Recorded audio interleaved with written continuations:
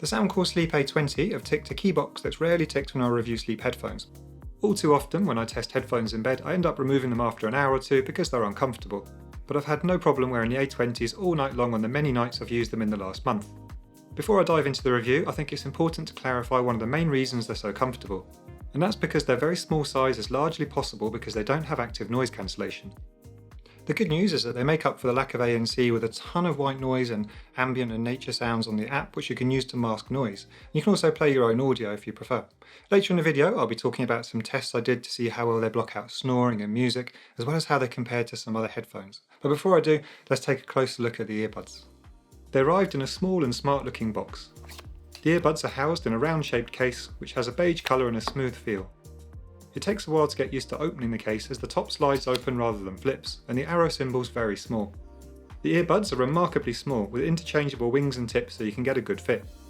The tips have a double layer to improve noise isolation, though they aren't as effective as earplugs if you don't play audio in my experience. I like the wing shape, which helps them sit flush in your ear without falling out. The material feels like very soft silicone, and they do feel much softer in your ears than earbuds with solid plastic shells. They come with 3 different wing sizes, as well as 7 different sizes and styles of tips. Some supposedly increase airflow while others block more noise, but I haven't noticed much difference between them, to be honest. It's great that there are so many sizes though, and both my partner and I have managed to get a really good fit with them. Changing the wings and tips is a bit fiddly, but it's worth experimenting with the different sizes to get the most comfortable and effective seal.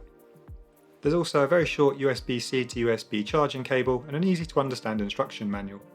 All in all, they look good out of the box, with enough options to customise them for your ears.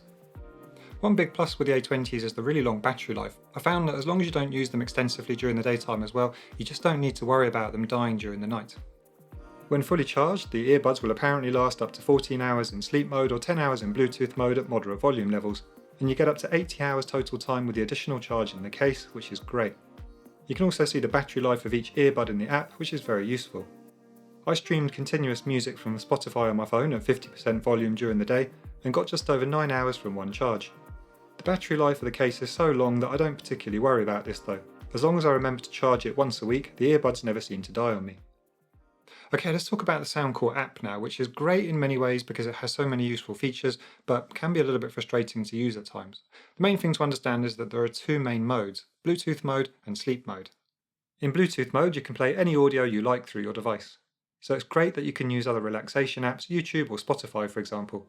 In Bluetooth mode you can also browse and select which sleep sounds you want in sleep mode. You can see that my library here only has 3 sounds, with a maximum of 4 that you can currently send to your earbuds to use in sleep mode.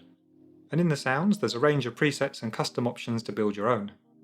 You can combine 3 of them, such as rain, river and crickets, and I found this helps make the short loops on less constant sounds less noticeable. You can also adjust the volume of all 3 independently and then use the Tune Sounds feature, which I really like. And actually it makes a huge difference to the way they sound. It's not a subtle change at all. This feature comes up later in my noise masking tests because I found soft makes the sounds bassier and therefore better at blocking snoring. Once you've chosen your sounds, you can transfer them to your earbuds, and then when you go into sleep mode you can listen to them and even turn your phone off if you like. There are a couple of other key features to note here. Firstly, you can stream your own audio and use Smart Switch to change to the sleep sounds when you fall asleep. But since I don't trust the sleep tracking, I don't bother with that. You also have Smart Volume, which adjusts the volume automatically as the earbud's microphone picks up changes in the bedroom audio, but again I don't use that because I prefer a more constant volume. So the app has some great features, but it does take a bit of getting used to, and I think it's a shame that one of the best features, the equalizer, is hidden behind several button presses.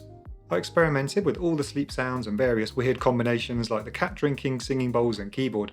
In the end, the one I've used most nights is just the spaceship. It's kind of like a distant fan sound in a cave, and I just really like the sound. For me, the best point about the Soundcore Sleep A20 is that they managed to balance being comfortable enough to use in bed with audio quality that's more than good enough for bedtime listening, and actually better than previous sleep headphones I've used.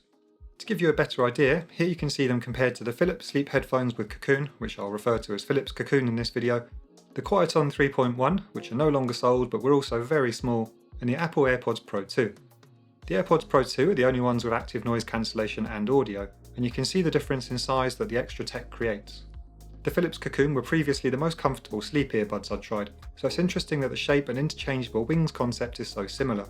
And here you can see them with my favourite foam earplugs, which themselves are on the smaller side. To compare the comfort, I spent a week wearing each option and gave them a score out of 10 when lying on my back or on my side and front with different pillows. You can see in this table that on my back I gave the A20, sleep phones, quiet on and foam earplugs a 9 out of 10. On my side with a soft feather pillow, the A20, Philips Cocoon, sleep phones and earplugs all got a 9. On my side or front with a firmer memory foam pillow though, the earplugs, sleep phones, A20 and Philips all got an 8 out of 10. Overall, the foam earplugs, sleep phones and A20 came equal first with 26 out of 30 points. But earplugs obviously can't play music, so that just leaves the sleep phones matching the A20 for comfort as a like-for-like comparison. So despite my tests, it's important to remember that comfort is a subjective thing and you might not have the same experience as me. I have quite large ears and ear canals and I find that the A20s fit quite snugly inside. But even I have to make some small adjustments to the angle of my head sometimes when I lie on my side, particularly if I'm using a firmer pillow. Compared to bulkier headphones though, I think it's very easy to find a comfortable position. But if you have very small or sensitive ears, or a very firm pillow and sleep a lot on your side, it's possible you'll find them less comfortable. Okay, let's talk about the audio side of the A20s. Personally, I was really surprised by how good they sound considering they were made specifically for sleep, but I do think it's relative to what you're used to. For example, if you listen to high-end headphones or a speaker system during the daytime and then you suddenly switch to the A20, you're going to notice a drop in overall quality. For example, compared to my Sony WF-1000XM4, the bass isn't as punchy or rounded and music lacks a bit of warmth. However, if you're listening to more basic speakers or normal headphones, not really high-end headphones, and then you suddenly switch to these at night, then I think you're going to be pleasantly surprised by how good they sound. And perhaps most importantly, the audio quality is better than any other sleep headphones I've tested. One caveat is that I didn't test the discontinued Bose Sleep Buds 2 or the Oslo, but they definitely sound better than the sleep phones, the Philips Cocoon, the Cozy phones, Max Rock, Dubslabs bed phones and all the other budget sleep headbands I've tried. And by better I mean more bass, richer sound, clearer mids and highs, and more volume than all of those.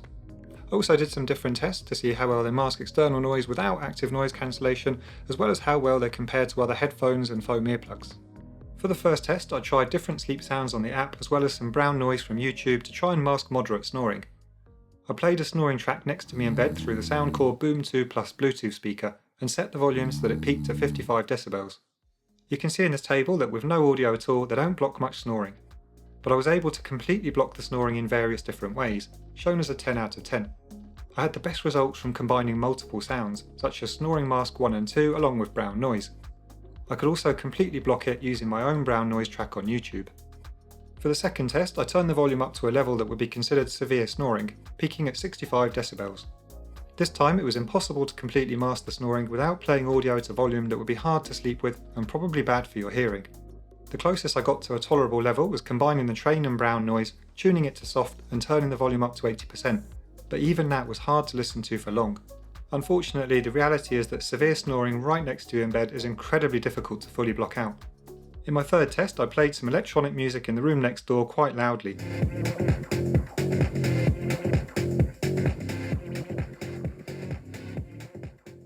This was easier to block out than the severe snoring, and I was able to do so with various different app sound combinations and volume levels.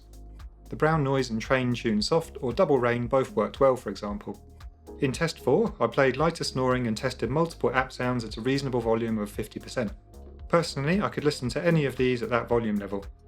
Again, I found that combining sounds, such as the airplane and spaceship, was the most effective way to block the snoring. In my final test, I played some songs and podcasts to see which would mask snoring, peaking at 60 decibels.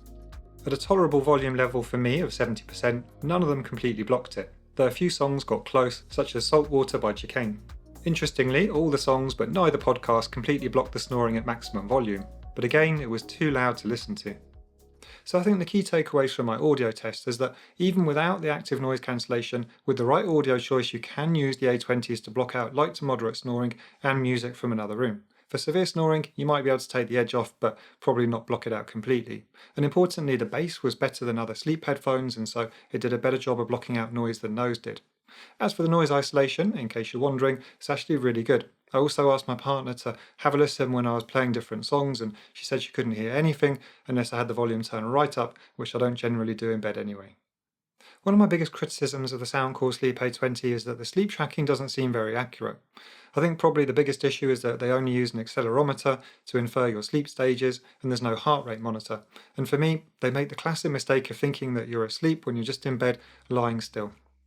For example, on this particular night, if you compare the data of my 8 Sleep Pod 3 cover with the Soundcore Sleep A20, you can see the A20 say I fell asleep at 10:54. The 8 Sleep correctly recorded that I was awake in bed though, and didn't fall asleep until 11:37. So if the sleep tracking is unreliable, it means that the smart switch feature and the audio timer are going to be a bit hit or miss. So personally, I don't use the smart switch feature, and for the audio timer I either set it to 2 hours or to the whole night, and that seems to more than make up for the fact that it doesn't really know when I've fallen asleep. Other issues with the sleep tracking are that there's only deep sleep recorded, no REM sleep, and there's no trends over time, but that makes sense because if you take the earbuds out in the middle of the night, it only records 2 or 3 hours sleep, for example. The only sleep tracking points I did like were the times you roll over and the percentage spent in one position. But even those aren't particularly useful, as I already know I sleep on my right side and sometimes roll over in the night. So personally, I don't use the sleep tracking. I wouldn't miss it if it wasn't there, and I'm just glad that you can fully enjoy the audio without the sleep tracking. And there is part of me that wonders whether it would have been better to completely ignore sleep tracking and just focus on the comfort and the audio, which they do so well anyway. So yeah, maybe there would also be some extra space for some more files in the sleep mode rather than just the 4. Okay, let's run through a few other points to know about the Soundcore Sleep A20. I think the alarm feature is very useful. It's always good to have an alarm that doesn't wake your partner up, but it obviously relies on you wearing them all night. I like how you can customise the controls and have a different control on each earbud with a double or triple tap. However, I personally just have them set to turn the volume up or down with a double tap because I find the triple tap too fiddly and doesn't always work. I really like how well they stay in your ear. Mine haven't fallen out once during the month I've used them.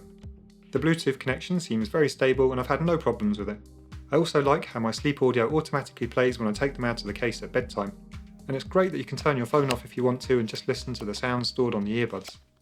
They seem relatively robust, and actually even though there's no waterproof rating, I dropped my right earbud in a glass of water 2 weeks ago, and after drying it with a hairdryer and leaving it for a couple of days it's been fine. Obviously I don't know if it will slowly degrade over time and just conk out one day, but for now it seems to have survived. The Find device is a really useful feature. If they do fall out, you can make each earbud beep independently to find them. I really like the custom EQ, which is great if you want to boost the bass of your music, for example. You can also use it to try and mask external noise that's disturbing you more effectively. As for the price, at the time of filming they cost $119.99 in the UK and $149.99 in the US, for example.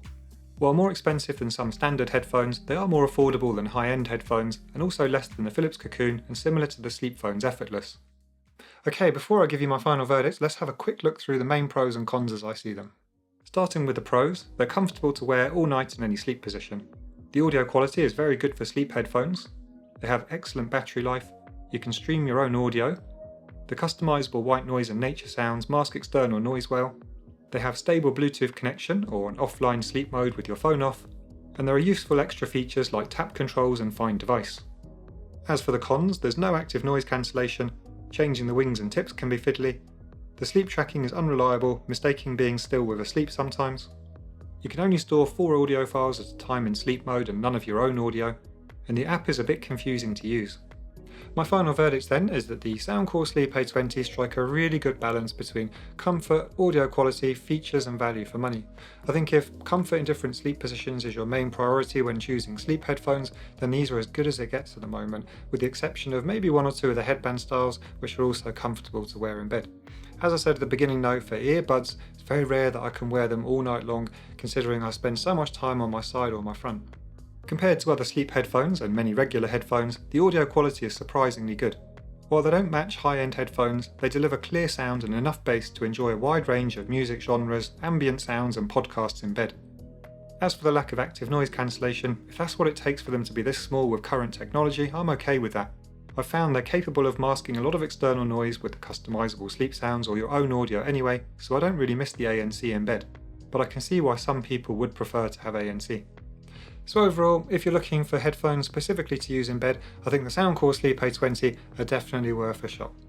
And that's it for the review. I hope you found it useful. If you did and you'd like to find out more or buy a pair, I'll put a link in the description below, and please also subscribe to my YouTube channel to keep in touch and see future videos. Thanks for watching, sleep well.